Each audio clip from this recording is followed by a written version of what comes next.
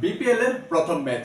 দর্শকরা T twenty match যেমনটা চেয়ে থাকেন ঠিক তেমনটাই ঘটেছে প্রথম ম্যাচে। রাজশাহী এবং ফরচুন বরিশালের ম্যাচটি ছিল টানটান উত্তেজনায় ভরপুর। এই ম্যাচ শুরুর আগে ফরচুন বরিশাল নিজেরাও হয়তো ভাবেনি রাজশাহী তাদেরকে এভাবে চমকে দিবে, কিন্তু বাস্তবে মিরপুরে এদিক এমনটাই ঘটেছে। আগে ব্যাটিং এ নেমে দুর্বার রাজশাহী 20 ওভারে 197 রানের বড় সংগ্রহ দাঁড় করে। বিশেষ করে ইয়াসির আলী রাব্বির প্রশংসা করতেই হয়। অধিনায়ক বিজয়কে নিয়ে রাব্বি যেভাবে ইনিংস দাঁড় করিয়েছেন সেটি এক কথায় অসাধারণ। বাংলাদেশি ব্যাটারদের মধ্যে এত স্বাচ্ছন্দ্য, এত দুর্দান্ত ভাবে হয়তো খুব কম ব্যাটারকেই আপনি ব্যাটিং করতে দেখেছেন। তবে দিন শেষে ফরচুন বরিশাল নিজেদেরকে চিনিয়েছে আবারও। বোলিংটা তাদের খারাপ গেলেও ব্যাটিং এ দুর্দান্ত ভাবে কামব্যাক করে তারা। বিশেষ করে মাহমুদুল্লাহ রিয়াদ, ফাহিম আশরাফের প্রশংসা না করলেই নয়। রাজশাহীর দেয়া 198 রানের জবাবে ব্যাট করতে নেমে শুরুটা কিন্তু মোটেও ভালো হয়নি ফরচুন বরিশালের। নাজমুল হোসেন শান্ত এবং তামিম ইকবাল শুরুতেই ফেরেন প্যাভিলিয়নে। এক পর্যায়ে অতি অল্প রানের মধ্যেই তারা হারায় 5 উইকেট।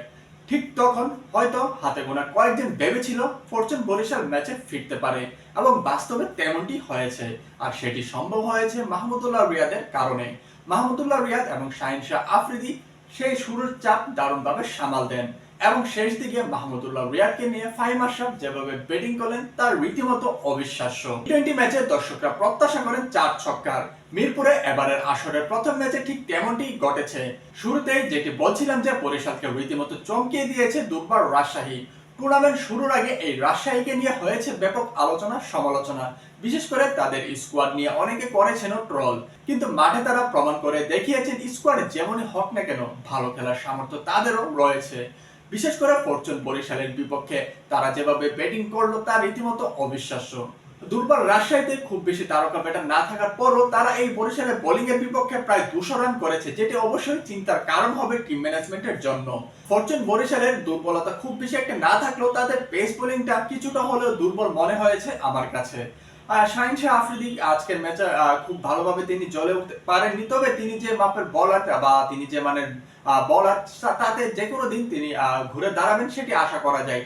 তবে বাকি আরেকটা যে দেশীয় পেসার থাকে সেটা রিপন মন্ডল হোক কিংবা আবাদত, সেই পেসার নিয়ে কিছুটা চিন্তা থাকবে ফরচুন বরিশালের। এছাড়া স্পিনার হিসেবে তারা আজকে খেলিয়েছে তানভীর ইসলামকে। সে জায়গায় রিশাদ হোসেন এবং তাইজুল থাকার পরও তানভীর ইসলামকে কেন একাদশে খেলানো হলো সে প্রশ্ন উঠতে পারে। এছাড়া অধিনায়ক তামিম ইকবালের অধিনায়কত্ব নিয়েও কিছুটা প্রশ্ন থেকে যাচ্ছে। তবে দিন শেষে জয়টাই মুখ্য, আর সেটি পেয়েছে ফরচুন বরিশাল। আসরের প্রথম ম্যাচেই তারা শুরু করেছে জয় দিয়ে, যেটি তাদেরকে বাকি ম্যাচগুলোতেও দারুণ মোমেন্টাম এনে দিবে। আবারও শেষ দিকে ধন্যবাদ জানাতে হয় মাহমুদুল্লাহ রিয়াদকে।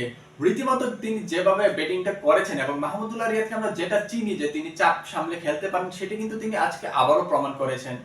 অনেক সমালোচনা হয়েছে মাহমুদুল্লাহ রিয়াদকে নিয়ে যে তিনি টি-টোয়েন্টিতে চলেন না, টি-টোয়েন্টিতে তিনি খুব ভালো স্ট্রাইক রেটে খেলতে পারেন, অনেক কথাবার্তা হয়েছে। কিন্তু মাহমুদুল্লাহ রিয়াদ আজকে আবার তিনি প্রমাণ করেছেন যে নিজের দিনে তিনি আসলেই কতটুকু বিধ্বংসী হয়ে উঠতে পারেন।